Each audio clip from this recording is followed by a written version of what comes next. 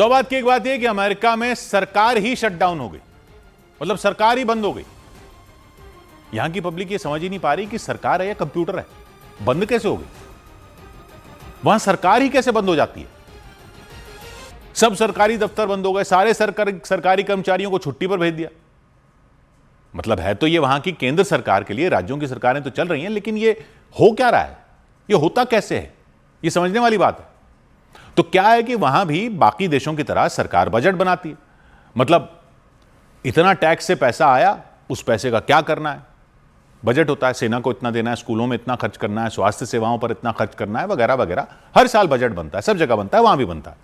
सरकार बजट बनाती है, संसद को उस पर वोटिंग करनी होती है, मतलब संसद बजट पास करती है, तब जाकर पैसा बांटा जाता है। अब वहां की सरकार का साल शुरू होता है 1 अक्टूबर को, यानी पिछला साल खत्म होता है 30 सितंबर को। तो 30 सितंबर तक बजट संसद को पास करना होता है, और अगर संसद पास ना करे तो, मतलब वहां के सांसद अगर सरकार के बनाए बजट से राजी ना हो तो क्या होता, सरकार बंद हो जाती है, शटडाउन। मतलब जब तक सांसद राजी नहीं होंगे तब तक काम आगे नहीं हो सकता, क्योंकि सरकार चलेगी कैसे, पैसा कहां से आएगा। इस साल का सरकार चलाने का पैसा तो मंजूर ही नहीं हुआ। अब सुनने में अजीब लगता है, लेकिन वहां यही सिस्टम है।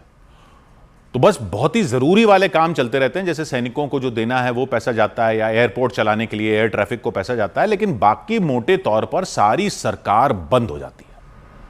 ऐसा वहां 1980 से 14 बार हो चुका है। होता कुछ ही दिनों के लिए है, लेकिन जब तक संसद बजट नहीं पास करती सरकार ठप हो जाती है, और 1980 से 14 बार हो चुका है। साल 2018 में जब पिछली बार ट्रंप राष्ट्रपति थे तो 35 दिन तक सरकार ठप हो गई थी, शटडाउन हो गया था। तो अब सवाल यह है कि संसद पास क्यों नहीं करती बजट को। तो कई बार तो वहां क्या होता है कि संसद में किसी और पार्टी का बहुमत होता है, सरकार दूसरी पार्टी की होती है। जी, ये बात यहां पब्लिक को जल्दी से समझ में नहीं आती, लेकिन समझने वाली बात यह है कि हमारे यहां तो सांसदों का चुनाव होता है, जिस पार्टी का बहुमत होता है उसकी सरकार बनती है, वो अपना प्रधानमंत्री चुनती है, ठीक है। वहां ऐसा नहीं है, संसद का चुनाव अलग होता है, राष्ट्रपति का चुनाव अलग होता है। तो कई बार संसद में बहुमत एक पार्टी का होता है, राष्ट्रपति दूसरी पार्टी का होता है, और सरकार होती है राष्ट्रपति की, बजट बनाती है राष्ट्रपति की सरकार। लेकिन वो बजट लागू तब होता है जब संसद उसको पास कर दे। या फिर कई बार ऐसा होता है, जैसा हमारे यहां भी हो जाता है कई बार, कि लोकसभा में तो एक पार्टी का बहुमत होता है, लेकिन राज्यसभा में उसका बहुमत नहीं होता, तो कई कानून अटक जाते हैं। तो जैसे हमारे यहां संसद के 2 सदन हैं, लोकसभा और राज्यसभा, वहां भी संसद के 2 सदन हैं, हाउस ऑफ रिप्रेजेंटेटिव्स और सेनेट। हाउस ऑफ रिप्रेजेंटेटिव्स ऐसे है जैसे मान लो लोकसभा, और सेनेट को आप मान लो ऐसा है जैसे राज्यसभा। और हाउस ऑफ रिप्रेजेंटेटिव्स को शॉर्ट में हाउस ही कहते हैं, हाउस। तो एक हाउस, 2 सदन है, जैसे हमारे यहां लोकसभा राज्यसभा, वहां होते हैं हाउस सेनेट।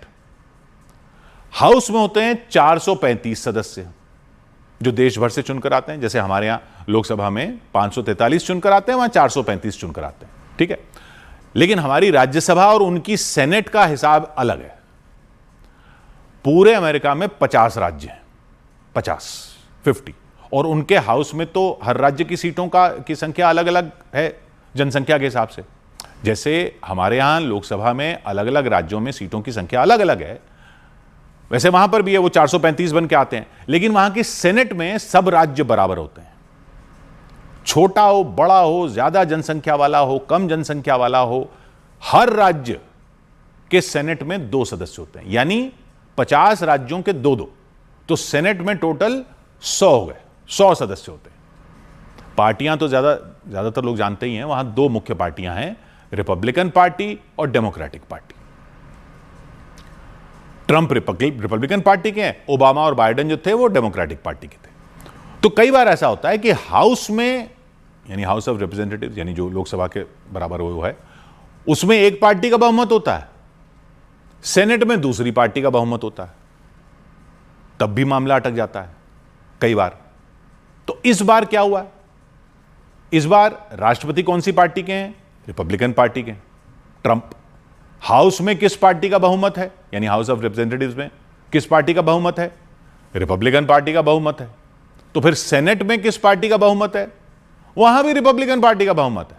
तो फिर क्या हुआ? जब राष्ट्रपति भी रिपब्लिकन पार्टी का है, संसद के दोनों सदनों में भी रिपब्लिकन पार्टी का बहुमत है, तो फिर बजट कैसे नहीं पास हुआ? सरकार कैसे शटडाउन हो गई? तो वो क्या है कि हालांकि हाउस में भी और सेनेट में भी ट्रंप की रिपब्लिकन पार्टी का ही बहुमत है, लेकिन बहुमत के आंकड़े में वहां एक पेच है। जैसा हमने बात की थी कि हाउस में वहां 435 सीटें होती हैं, तो वहां रिपब्लिकन पार्टी का बहुमत ही थोड़ा सा बहुमत है 220 रिपब्लिकन पार्टी के हैं, 215 विपक्षी डेमोक्रेटिक पार्टी के हैं। 435 में 220, 215, ठीक है। तो वहां तो ट्रंप सरकार का बजट पास हो गया, लेकिन सेनेट में अटक गया। अब वो क्यों अटक गया? क्योंकि सेनेट में जो बहुमत है रिपब्लिकन पार्टी के पास, वो है 100 में 53 सीट का। मतलब 47 विपक्ष के हैं सेनेट में और 53 रिपब्लिकन पार्टी हैं। तो क्या हुआ भाई? यहां क्यों नहीं पास हुआ? बहुमत तो है। हुआ ये कि वहां सेनेट में एक और नियम बनाया हुआ है उन्होंने, वो ये कि सेनेट में जो भी अहम बिल हैं, जैसे ये बजट वाला बिल, ये 100 में 51 के बहुमत से पास नहीं होते। वहां सेनेट में बिल पास करने, ऐसे वाले बिल पास करने के लिए 60 वोट चाहिए होते हैं, और रिपब्लिकन पार्टी के पास हैं 53, यानी उनको 7 और वोट चाहिए विपक्षी सांसदों के, तभी बजट पास हो सकता है। तो इस बार क्या हुआ कि रिपब्लिकन पार्टी का जो प्रस्ताव था उसको मिल पाए 55 वोट। 2 तो और मिल गए 53 से, लेकिन 55 ही मिले, 60 नहीं हो पाए, यानी 45 वोट उसके खिलाफ पड़े। तो 45 खिलाफ पड़े, 60 चाहिए थे, 55 मिले, तो प्रस्ताव पास नहीं हुआ, सरकार बंद हो गई। अब विपक्षी पार्टी क्या मांग रही है? तो वहां ओबामा के टाइम मिडिल क्लास परिवारों को स्वास्थ्य बीमा लेने पर टैक्स में छूट दी गई थी, वो इस साल खत्म होने वाली है। और डेमोक्रेटिक पार्टी चाहती है कि स्वास्थ्य बीमा में टैक्स छूट जारी रखी जाए। और एक और कार्यक्रम है निचले तबके के परिवारों को इलाज का खर्च देने वाला, वो भी जारी रखे सरकार। मतलब ये दोनों स्वास्थ्य की योजना है। ट्रंप ये योजनाएं बंद करना चाहते हैं, तो विपक्ष ने बजट ही रोक दिया और सरकार हो गई शटडाउन। अब दोनों पक्षों को समझौता करना पड़ेगा, तब शटडाउन खुल पाएगा। अब ट्रंप तो ट्रंप है, वो विपक्षी पार्टी को विलेन बनाने में लगे हैं कि ये तो ब्लैकमेल है भाई। वो धमकियां दे रहे हैं कि इस शटडाउन से वो घबराने वाले नहीं है। सरकारी कर्मचारियों को छुट्टी पे भेज दिया बिना तनख्वाह के, वो कह रहे हैं उनकी नौकरी चली जाएगी, और चली जाएगी तो उसके लिए डेमोक्रेटिक पार्टी जिम्मेदार होगी, मैं नहीं हूं। जबकि विपक्षी पार्टी कह रही है कि ट्रंप को तो बहाना चाहिए लोगों को नौकरी से निकालने का, और खर्चे कम करने के नाम पर मिडिल क्लास की स्वास्थ्य सेवाओं पर सरकारी खर्चे काटकर वो उन पर बोझ नहीं पड़ने देंगे। तो एक तरह से ये नूरा कुश्ती है। सेटल तो करने पड़ेगा दोनों पक्षों को, कितने दिन सरकार बंद रख सकते हैं। लेकिन क्या है कि अगले साल है चुनाव, दोनों पार्टियां अपने अपने वोट बैंक को जुटा रही हैं। अब आप कहोगे चुनाव अगले साल कैसे भाई? अभी 2024 में तो हुए थे, चुनाव जीते थे ना ट्रंप। तो याद कीजिए अभी क्या बात की थी हमने, वहां राष्ट्रपति के चुनाव अलग होते हैं, संसद के चुनाव अलग होते हैं। हर 4 साल पर राष्ट्रपति का चुनाव होता है। अभी हुआ ट्रंप का 2024 में, उसके 2 साल बाद होता है संसद का चुनाव, यानी अब 2026 में होंगे संसद के चुनाव। और यह जरूर हो सकता है कि राष्ट्रपति एक पार्टी का हो, संसद में बहुमत विपक्षी पार्टी का हो जाए। तब तो राष्ट्रपति के हर उस फैसले पर संसद अड़ंगा लगा सकती है जो संसद में पास होने के लिए आएगा। अभी तो राष्ट्रपति भी रिपब्लिकन पार्टी के हैं, संसद में बहुमत भी रिपब्लिकन पार्टी का है, तब यह हालत देखो। लेकिन विपक्षी डेमोक्रेटिक पार्टी संसद के चुनावों के लिए अपनी ताल ठोक रही है। उसका मानना है कि ट्रंप जो ये टैरिफ लगाकर कर रहे हैं, ये वीज़ा नियम बदल रहे हैं, सरकार के खर्चे कम करने के नाम पर लोगों को सरकारी नौकरियों से निकालकर जिस तरह से सरकार चला रहे हैं, रोज सुबह उठकर कोई नया ही राग छेड़ देते हैं, इससे पब्लिक उनके खिलाफ हो जाएगी और संसद के चुनाव में उनकी पार्टी कमजोर हो जाएगी। इसलिए डेमोक्रेटिक पार्टी ने स्वास्थ्य बीमा के नाम पर बजट अटका दिया है। अब ट्रंप भी अड़े हुए हैं, उनका कैलकुलेशन अलग है। उनका कैलकुलेशन यह है कि सरकार शटडाउन होने से लोगों को जो परेशानी होगी उसके लिए लोग डेमोक्रेटिक पार्टी को कोसेंगे, इससे डेमोक्रेटिक पार्टी को संसद के चुनाव में अगले साल नुकसान होगा। तो यह अपना अपना गणित चल रहा है, अपने अपने गणित के हिसाब से दोनों पक्ष अड़ गए और हो गया शटडाउन।